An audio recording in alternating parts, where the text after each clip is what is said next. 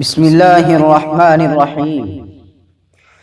حضرت متکلم اسلام مولانا محمد الیاس گھمن حفظہ اللہ ورعاہ کا ہفتہ واری مضمون جو کہ وعظ و نصیحت کے عنوان سے آتا ہے، اس ہفتے کا ہمارا عنوان ہے حلم و بردباری۔ حلم و بردباری۔ اللہ تعالیٰ خود حلیم ہے اور اپنے حلیم الطبع لوگوں سے محبت بھی فرماتے ہیں۔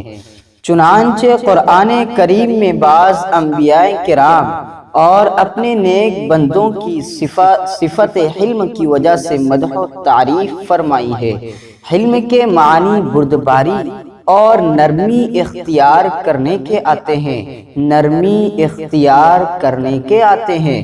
شریعت اسلامیہ میں ناموافق حالات میں نرمی اختیار کرنا اور ناگوار باتوں میں برداشت، ضبط نفس اور غصے کو کنٹرول کرنا حلم و بردباری کہلاتا ہے۔ یہاں اس بات کو بطور خاص ملحوظ رکھا جائے کہ حلم و بردباری کی حقیقت یہ ہے کہ انتقام کی طاقت اور قدرت کے باوجود غصے کو پی جانا، تواضع اختیار کرتے ہوئے نرمی کا برتاؤ کرنا اور عفو درگزر سے کام لینا حلم و بردباری کا صحیح مفہوم ہے۔ اگر انتقام لینے کی قدرت ہی نہیں، بدلہ لینے کی طاقت اور سکت ہی نہ ہو، یا کسی دنیاوی مفاد کی خاطر سختی کو برداشت کر لیا جائے تو یہ عمل حلم نہیں کہلاتا۔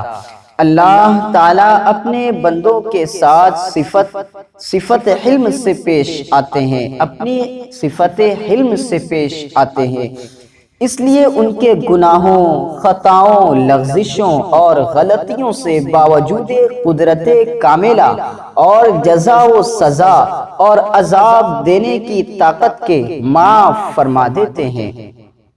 ان کی غلطیوں، گناہوں اور نافرمانیوں پر فوری گرفت نہیں فرماتے اور اسی وقت عذاب میں مبتلا نہیں کرتے، بلکہ انہیں مہلت دیتے ہیں۔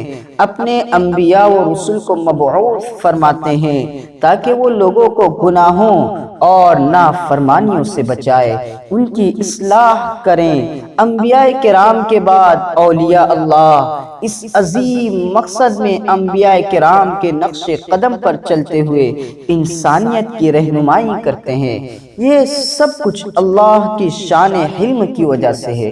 خاتم الانبیاء حضرت محمد صلی اللہ علیہ وسلم نے اپنے ذاتی عمل سے حلم کا نمونہ پیش فرمایا اور اپنی تعلیمات میں اس پر بہت زور دیا ہے تاکہ معاشرے میں امن و امان قائم رہے اور باہمی نفرتیں و عداوتیں محبت میں بدل جائیں۔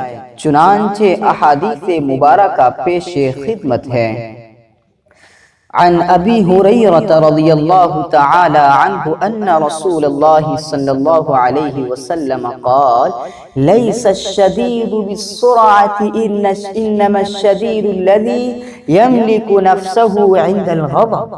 حضرت ابو ہریرہ رضی اللہ تعالی عنہ سے روایت ہے کہ نبی کریم صلی اللہ تعالی علیہ وسلم نے فرمایا، طاقتور وہ شخص نہیں ہے جو کشتی یعنی پہلوانی میں لوگوں کو پچھاڑ دیتا ہے، بلکہ حقیقت میں طاقتور وہ ہے جو غصے کے موقع پر اپنے آپ پر قابو رکھے۔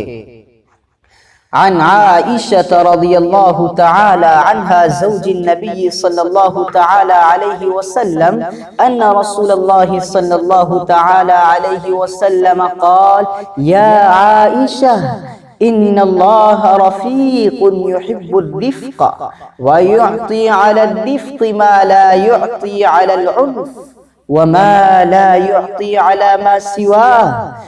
ام المؤمنین سیدہ عائشہ صدیقہ رضی اللہ تعالی عنہا سے روایت ہے کہ نبی کریم صلی اللہ علیہ وسلم نے فرمایا، اللہ تعالیٰ خود مہربان ذات ہے اور مہربانی کو پسند فرماتا ہے، اور جو انعامات و اعزازات نرمی کرنے پر عطا فرماتے ہیں وہ سنگدلی و سختی کرنے پر عطا نہیں فرماتے۔ عن ابن عمر رضی اللہ تعالی عنہما قال قال رسول اللہ صلی اللہ علیہ وسلم ما من جرعة اعظم اجرا عند اللہ من جرعة غیظ کظمها عبد ابتغاء وجہ اللہ۔ حضرت عبداللہ بن عمر رضی اللہ تعالی عنہما سے روایت ہے کہ رسول اللہ صلی اللہ علیہ وسلم نے فرمایا، غصے کا وہ گھونٹ جسے کوئی بندہ اللہ کی رضا کے لیے پی لیتا ہے، اللہ کے ہاں اس سے بڑھ کر ثواب والا کوئی گھونٹ نہیں۔ سبحان اللہ۔ عن سهل بن معاذ بن انس عن ابيه رضی اللہ تعالی عنہ ان رسول اللہ صلی اللہ تعالی علیہ وسلم قال من كظم غيظا وهو قادر على ان ينفذه دعاه الله على رؤوس الخلائق يوم القيامة حتى يخيره في اي الحور شاء۔ حضرت معاذ بن انس جہنی انصاری رضی اللہ تعالی عنہ سے روایت ہے، رسول اللہ صلی اللہ علیہ وسلم نے فرمایا، جس شخص نے اپنا غصہ روک لیا جبکہ وہ غصے کے مطابق سختی نافذ کرنے کی طاقت رکھتا تھا، اسے قیامت کے دن اللہ تعالی سب مخلوقات کے سامنے بلا کر اختیار دے گا کہ جس حور کو چاہے مرضی پسند کر لے۔ عن عبد الله بن عمرو رضی اللہ تعالی عنہما قال قال رسول اللہ صلی اللہ علیہ وسلم اذا جمع اللہ الخلائق يوم القيامة نادى مناد أين أهل الفضل فيقوم ناس وهم يسير فينطلقون سراعا إلى الجنة فتتلقاهم الملائكة فيقولون إنا نراكم سراعا إلى الجنة فمن أنتم فيقولون نحن أهل الفضل فيقولون وما فضلكم فيقولون كنا إذا ظلمنا صبرنا وإذا أسيء إلينا عفونا وإذا جهل علينا حلمنا فيقال لهم ادخلوا الجنة فنعم أجر العاملين قال ثم ينادي مناد أين أهل الصبر فيقوم ناس وهم يسيرون فينطلقون إلى الجنة سراعا فتلقاهم الملائكة فيقولون إنا نراكم سراعا إلى الجنة فمن أنتم فيقولون نحن أهل الصبر نحن أهل الصبر فيقولون وما صبركم فيقولون كنا نصبر على طاعة الله عز وجل وكنا نصبر عن معاصي الله فيقال لهم ادخلوا الجنة فنعم أجر العاملين۔ حضرت عبداللہ بن عمرو رضی اللہ تعالی عنہما سے روایت ہے کہ رسول اللہ صلی اللہ علیہ وسلم نے فرمایا، قیامت کے دن جب اللہ تعالی ساری مخلوق کو جمع کرے گا تو ایک آواز لگانے والا پکارے گا، اہل فضل یعنی فضیلت والا طبقہ کہاں ہے؟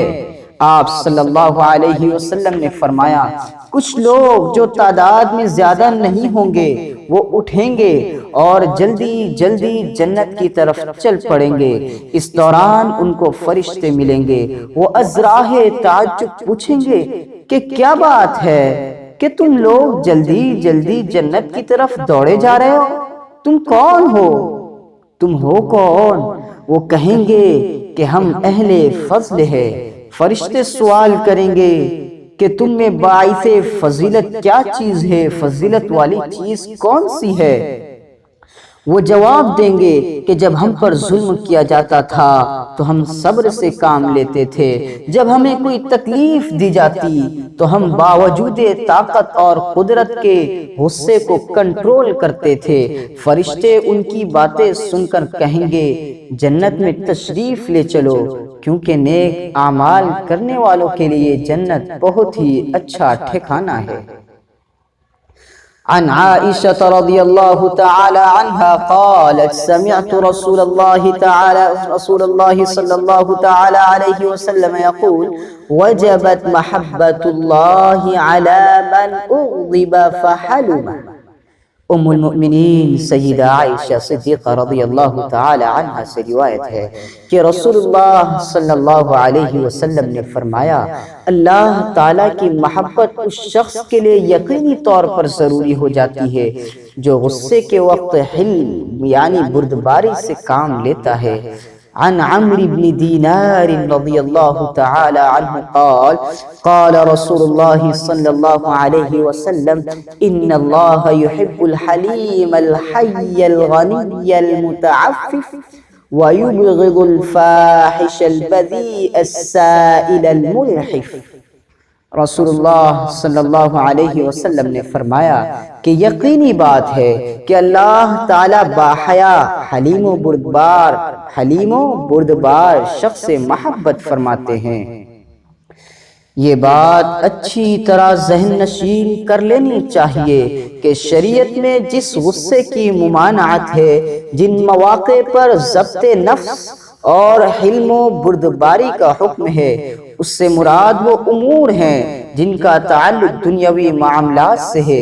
اگر معاملہ دینی حمیت و غیرت کا ہو، یعنی مقدس شخصیات کی بے حرمتی، اسلامی شعائر کی پامالی اور شرعی احکامات کا تمسخر اڑایا جا رہا ہو، تو وہاں غصے کا نہ آنا مذموم ہے، وہاں غصہ نہ آنا بری چیز ہے۔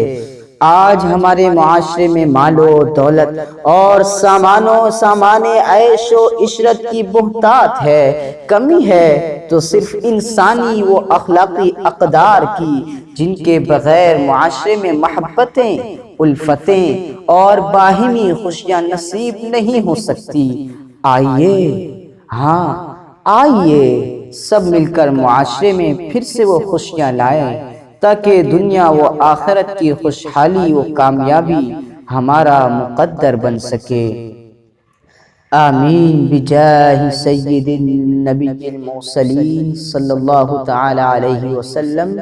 فقط والسلام محمد الیاس گھمن، ملتان، پاکستان، 16 مارچ جمعرات 2017۔